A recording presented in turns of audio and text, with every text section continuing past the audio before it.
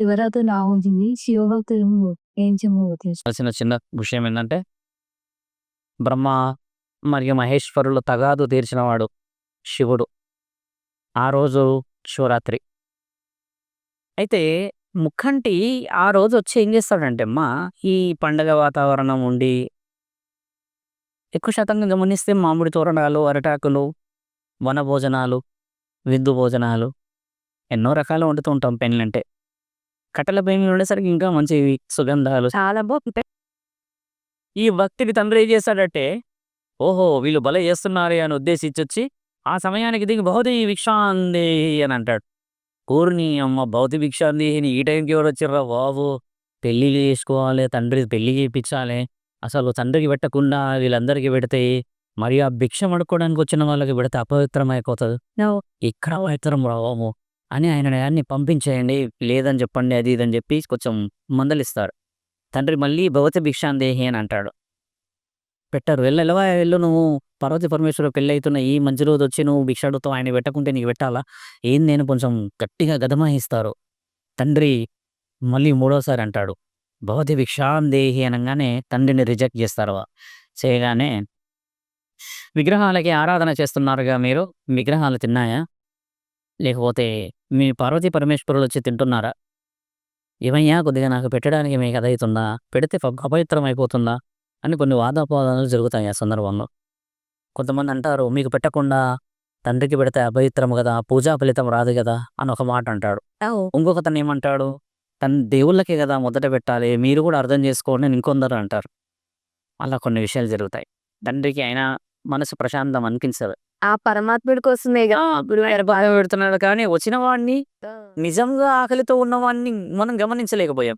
ఆ నిజంగా ఆకలితో ఉన్నవాడిని గమనించలేని నీకు అక్కడ విగ్రహాల్లాగే కనబడతాయి కానీ అవి దేవుళ్ళలాగా కనబడవు. అంతే. తండ్రి ఏం చేస్తాడు, అలా వాళ్ళ తండ్రిని వెనక్కి పంపించినప్పుడు తండ్రికి ఎక్కడలేని ఆగ్రహం వ్యక్తపరిచి కొంచెం ముందుకు వెళ్ళి వెనక్కి వస్తాడు. ఈ శివరాత్రి రోజే మీకు ఆకలి విలువ తెలుసునుగాక, అనుభవించుదురుగాక అని చెప్పేసి తండ్రి అస్తు వస్తు క్షీరస్తు శుభమస్తు ఆవిఘ్నమస్తు అని చెప్పేసి గట్టిగా ఒక మాటను వదిలి వెళ్తాడు. వెళ్ళినప్పుడు వాళ్ళు ఈ భిక్షగాడిది ఏం నడుస్తుంది, ఏం పని చేస్తుంది అని చెప్పినప్పుడు తండ్రి అలా ఆ కడప దాటి అవతలి పోగానే వెనకాల నుంచి ఆకాశవాణి వినబడుతుంది ఇట్లా పెద్ద ఉత్కంఠంతోని చాలా గట్టిగా, మా ముక్కంటినే మీరు అవమానపరిచారా, అన్నదాతనే మీరు అవమానపరిచారా, గౌరీ అంటే గంగాధరుడిని అవమానపరిచారా, మీరు తింటున్న అన్నాన్ని పరబ్రహ్మ స్వరూపాన్ని మీరు వెనక్కి పంపించుకున్నారా, వచ్చింది మహాముక్కంటి పార్వతీ పరమేశ్వరుడై వచ్చిన సంగతిని మరిచారా మానవులారా, అనుభవిస్తారు మీరు అనుభవిస్తారు, ఈరోజే అనుభవిస్తారు. ఇకపై మీకు ఈ శివరాత్రి మీకు ఆకలి విలువ తెలిసే రాత్రి, అది శివుడికి ఇష్టమైన రాత్రి, పార్వతీ పరమేశ్వరులు చేసుకుంటున్న పెళ్లి రాత్రి. మీరు సంధ్యాసమయం అయ్యేంతవరకు మీ నోటిలో ఉన్న లాలాజలాన్ని కూడా మింగడానికి అనుమతి లేని రాత్రి అని చెప్పేసి పోతే తర్వాత అందరికీ బాధ, అందరికీ కోపం, అయ్యో అయ్యో అయ్యో ఏం తలలు బాది ఇంకా మేము చేయాల్సిందల్లా ఆయనను పిలిచినా రాడు, వచ్చిన వాడిని మేము అవహేళన చేస్తున్నామని చెప్పి ఈరోజు మనందరం ఆ శాపాన్ని పాటిస్తున్నాం. అందుకని ఈరోజు శివరాత్రి రోజు ఒక పొద్దు ఉన్నప్పుడు తండ్రి నిజంగా ఆ రోజు ఆకలితో వచ్చాడు కదా, ఈరోజు మనందరం ముఖ్యంగా శివరాత్రి రోజు ఒక పొద్దు ఉంటాం కదా, ఆ రోజు తండ్రికి ఆకలి తీరుతుందట. నీ ఒక పొద్దు ఆయన తడుపు నిండిపోతాడు అనమాట. అట్లా నిండుగా నిండి తినేసిపోతాడు ఆయన. 12 గంటల వరకు జాగారణాలు చేస్తారు. ఏంటంటే 12 గంటలకు ఎప్పుడైనా రావచ్చేమో మళ్ళీ భవతి భిక్షాందేహి అని అట్లా అన్న ఒక నానుడి ఉంది. అలా ఉన్న ఈ శివరాత్రికి మనం ఏం చేయాలంటే నిజంగా ఎందరో ఎదురు చూస్తున్నారమ్మా ఆకలికి. అనాథాశ్రమాల్లో పిల్లలు, రోడ్డు పైన పిల్లలు, అంతెందుకమ్మా మన బంధువుల్లోనే చాలా మంది ఉంటారు మన కోసం ఎదురు చూసేవాళ్ళు. అలాంటి వారికి సహాయం చేసి ఓ కొండో పలహారమో ఒక వస్త్రమో అస్త్రమో ఇచ్చి నేనున్నాను అని చెప్పిన నిజమైన రోజు శివరాత్రి. శివుడు కోరుకున్న రాత్రి కూడా అదే అసలైన శుభమైన రోజు. కాబట్టి మహాముక్కంటికి ఏమి ఇవ్వగలం మనం? మనసు తప్పితే ఆయన ఏదీ తీసుకోలేడు. అదే న్యాయం ధర్మం. కాబట్టి ఈ శివరాత్రికి మీరేం చేస్తారు? అది చెప్పండి మీరు. ఎవరికైనా దానం చేస్తారా? చేస్తాం గురుగారు, చెప్పిన తర్వాత తప్పకుండా ఖచ్చితంగా చేయాలి. చేస్తా గురువుగారు అని అనకుండా చేసి చూపించాల్సిన అవసరం. గురుగారు ఇంకొక చిన్న సందేహం, శివుడిని మనం ముక్కంటిగా కొలుస్తాం. అసలు మూడో కన్ను ప్రత్యేకత ఏంటి గురువుగారు? చాలా మందికి తెలీదు. అందులో నాకు కూడా తెలీదు. హ్మ్. హ్మ్. మీరు స్త్రీలైనా కూడా కొంచెం వివరంగా చెప్తా. సిక్స్త్ సెన్స్ అంటే అందరికి ఉన్నట్టే. నీకుంది, నాకుంది, ఎప్పుడు ద సిక్స్త్ సెన్స్ ఈయనకి కూడా ఉంటది. అది everybody has a sixth sense. అంతే. But can you prove is that your sixth sense is really it is a sense? నువ్వు ప్రూవ్ చేయగలవా? నా సిక్స్త్ అంటే ఏదో కొన్ని సందర్భాల్లో అనుకుంటాం గదా! నా సిక్స్త్ సెన్స్ ఏదో చెప్తుంది. ఏదో చెప్తి అంతే కదా! చెప్పుకోవడం మాత్రమే కదా! చెప్పడం వరకే. కొన్ని సందర్భాల్లో అది నిజం కావచ్చు, కాకపోవచ్చు. అవును. అయితే ఈ సిక్స్త్ సెన్స్‌ని రుజువు చేసినవాడు శివుడు. ఎలా గురువుగారు? అయితే ఈ సిక్స్త్ సెన్స్ ఎలా ఉంది అంటే 2 కన్నులున్నాక ఇక్కడ ఆత్మ కొలువై ఉంటది. ఆత్మ మనం చూస్తాంగా ఫోటోస్‌లో గాని, వీడియోస్‌లో గాని కొన్నిట్లలో చెప్తాం. ఆత్మ ఇక్కడ కొలువై ఉంటదంటారు గదా! అవునవును. ఆ ఆత్మ అనేది శివుడి గాని దేవాది దేవతల ఆధీనం అంటారు యాక్చువల్లీ. అలాంటప్పుడు మనం మాట్లాడాల్సింది ఏంటంటమ్మా, మానవ శరీరంలో అత్యంత ఆనందకరమైన క్షణం ఏందో మీకు తెలుసా?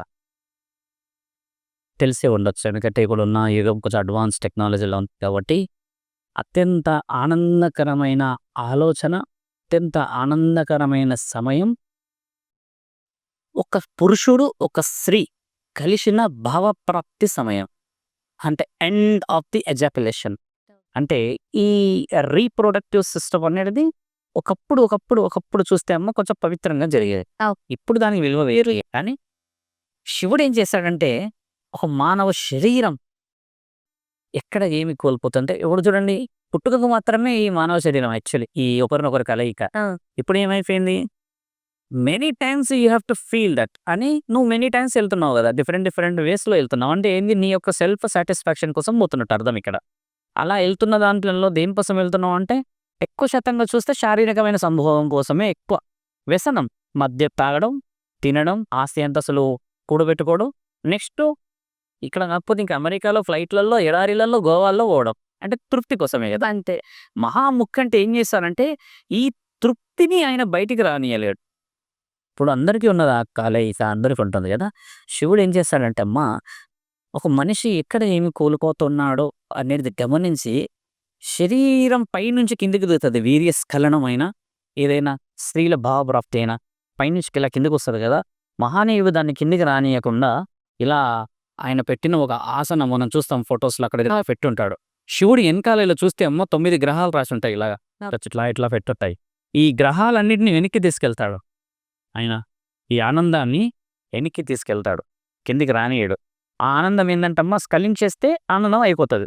ఆ ఆనందాన్ని అయిపోనీయకుండా పైకి తీసుకెళ్తాడు. తీసుకెళ్ళి ఇక్కడ ఆత్మలు కొలువై ఉన్న చోట పెడతాడు. పెట్టినప్పుడు తండ్రి ఏం పొందుతాడో తెలుసా ఆనందం? ఆత్మలకి అధిపతినయ్యే ఆనందాన్నే పొందుతాడు ఆయన. ఎందుకు పొందుతాడు? అసలు ఏందది? ఇప్పుడు శివుడికి కూడా 2 భార్యలున్నారు. ఆయన కూడా ఆనందపడతాడు కదా! అంటే అమ్మ శివుడికి ఉన్న భార్యల వివరణలు వేరు. ఆయన ఒక రాక్షస సంహారాల కోసం చేసుకున్నాడు అన్న తరుణం వేరు. గంగామాతని కూడా పెట్టుకున్న తరుణం వేరు నెత్తిలో. అవును. అది విషయ వివరణలు వేరు. అయితే తండ్రి అది రుజువు చేసి అందరిని నేను మీకంటే భిన్నంగా ఆలోచించగలను, భిన్నంగా చూడగలను, అందుకనే నేను రుజువు చేయగలను అని చెప్పేసి ఆ మహా జ్ఞాన నేత్రాన్ని ఇక్కడ పెట్టుకోగలిగాడు. ఇది జ్ఞాన నేత్రం అంటారు తండ్రి. ఓకే. అది మళ్ళీ ఇలా ఉండదు. ఇలా ఇలా నిలువుగా కాటుకలాగా ఉంటది. అంటే మీకంటే వక్రీకరించి చూడగలరు. నువ్వు ఉదాహరణకి స్ట్రెయిట్‌లో చూస్తే ఆయన డైరెక్ట్ ఆ స్ట్రెయిట్‌లో ఉంటాడాయన. ఆడ ఏముందో చూస్తాడు. నువ్వేమో ఈడికని గంట పోతావు కదా! ఆయన జస్ట్ ఒక నిమిషంలో, ఒక సెకండ్‌లో చూస్తాడు ఆడ ఏం జరుగుతుందో. అంటే ఆయన చూపు అంత జ్ఞానాన్ని కలిగి ఉందని అర్థం. That is called sixth sense. ఇప్పుడు మీకు అర్థమైందనుకుంటాం. దీన్ని గూఢచారులు తెరిస్తే ప్రళయమే. ప్రళయం ఎందుకు తెరవాల్సిన అవసరం ఏముంది మరి? ఇప్పుడు జరుగుతున్న ప్రళయాలు చాలు కదా! ఆయన ద్వారా మనకు ప్రళయం తెచ్చుకోవడం తప్పు. ఒకసారి ఆయన తెరిచినప్పుడే భూప్రపంచం మునిగిపోయింది. అంతే. అది మునిగిపోయినప్పుడు విష్ణు మహానీయుడు శివుడు ఎక్కడ పోయిండు అని చెప్పి తండ్రి కళ్ళు తెరిచినప్పుడు ప్రపంచం మునిగిపోయి దాంట్లో తండ్రి కూడా మునిగిపోయాడు. శివుడు కూడా మునిగిపోతే మహావిష్ణువు వరాహమూర్తి అయి కిందికెళ్ళి లెక్కొచ్చాడు. కాబట్టి తండ్రి కన్ను తెరవకూడదు ఎప్పుడు కూడా. ఆయన కంట్లో ఎవరు ఉంటారంటమ్మా మనందరం ఉంటాం కనుపాపలై. ఆయనలాంటి పిల్లలని, ఇంటిని, కుటుంబాన్ని, సంసారాన్ని దాచిపెట్టుకున్నాడాయన. ఎన్నో కష్టాలని ఆయన జటలో చుట్టుకొని పెట్టుకొనున్నాడాయన. గంగామాతని గంగా నీవు నా అనుమతి లేనిది ఎప్పటికి కూడా పొంగకూడదు. పొంగితే యావత్ ప్రపంచం మునిగిపోతది నీ వల్లే. కాబట్టి నా బాధ్యతగా నిన్ను నా జడలో నా బాధ్యత లేనిదో చూడు అని ఆయన తలలో బందీ చేశాడమ్మని.